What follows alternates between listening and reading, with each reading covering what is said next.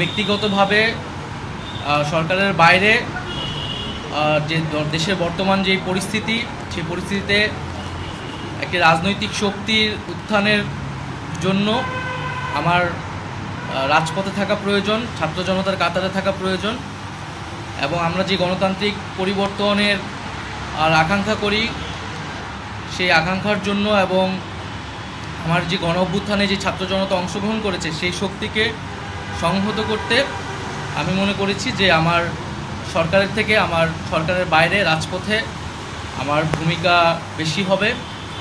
এবং আমার বাইরে যারা আমাদের সহযোদ্ধা রয়েছেন, তারাও এটি চান।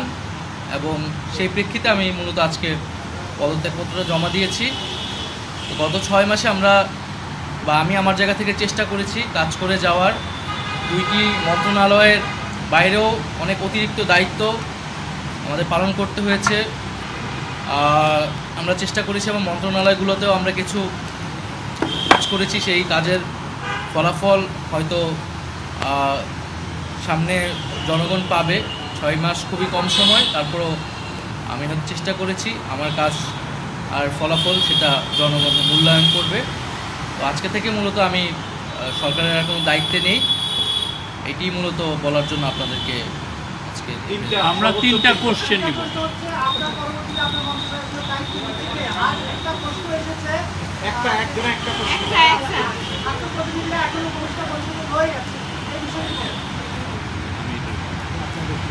আমার পরে দায়িত্ব নিবে এটা আসলে ক্যাবিনেটে, পরবর্তীতে এটা ক্যাবিনেট ঠিক করবে, উপদেষ্টা পরিষদে ঠিক করবে। আর আমি আমার জায়গা থেকে মনে করেছি আমার বাইরের প্রয়োজন, বাট এখনও আমাদের গণ অভ্যুত্থানের আকাঙ্ক্ষা তো বাস্তবায়িত হয়নি। বিচার এবং সংস্কারের যে প্রতিশ্রুতি নিয়ে এই সরকার গঠিত হয়েছিল, ছাত্ররা এসেছিল, সেই প্রতিশ্রুতি পূরণে অন্য যে 2 জন রয়েছে তারা মনে করছে তাদের সরকারে এখনও দায়িত্ব রয়েছে, তারা এখনও সরকারে থেকেই জনগণকে সার্ভ করবে। তারা যদি রাজনীতি করার প্রয়োজন বোধ করে তারা তখন হয়তো সরকার ছেড়ে দেবে।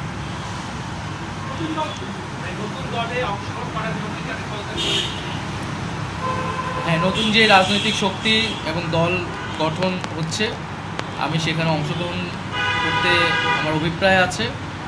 এবং জনগণের সাথে মিশে আবারও জনগণকে ঐক্যবদ্ধ করা এবং আমাদের যে গণ অভ্যুত্থান এর যে প্রতিশ্রুতি সেটা বাস্তবায়নে মাঠে থেকে কাজ করার লক্ষ্যেই আমি সরকার থেকে পদত্যাগ করছি।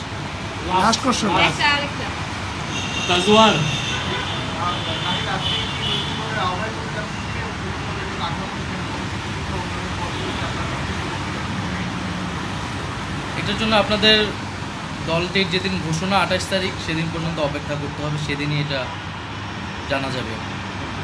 নারীদের মধ্যে থেকে একটা কোশ্চেন নিব। নারী কেউ?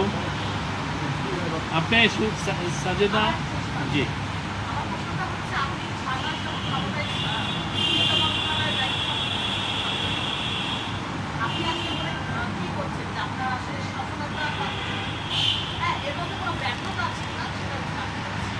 না, আমাদের তো অনেক সীমাবদ্ধতা ছিলই, আমরা সেই সীমাবদ্ধতাগুলো কাটানোর চেষ্টা করেছি সবসময়।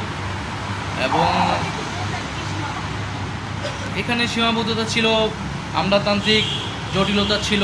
আমরা এসে এই ব্যুরোক্রেসিকে যেভাবে পেয়েছি, এখানে পুলিশ যে তার আত্মবিশ্বাসের ঘাটতি হয়েছে আন্দোলনের পরে, এবং একই সাথে এখানে এই জুলাই গণহত্যাকারীদের, জুলাইয়ের যারা গণহত্যাকারী তাদেরকে গ্রেফতারের বিষয়টা, বিচারের বিষয়টা, সেই বিষয়ে আমাদের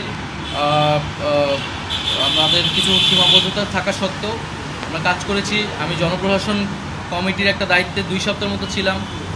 2 সপ্তাহের মিটিংয়ে আমরা সিদ্ধান্ত নিয়েছি যে যারা 18 সালের ডিসি ছিল এবং দুর্নীতির সাথে জড়িত ছিল তাদেরকে সরানোর ব্যবস্থা, এরকম কিছু উদ্যোগ আমরা নিয়েছি। এবং আমি আশা করব যে অন্তর্বর্তীকালীন সরকার সামনের দিনগুলোতে জনগণের যে আকাঙ্ক্ষা, গণ অভ্যুত্থানের যে আকাঙ্ক্ষা, সেই আকাঙ্ক্ষা বাস্তবায়নে তারা সচেষ্ট হবে এবং দেশের যে আইন শৃঙ্খলা পরিস্থিতি, সেই আইন শৃঙ্খলা পরিস্থিতি এবং দ্রব্যমূল্য নিরসনে তারা সফলতা দেখাতে পারে।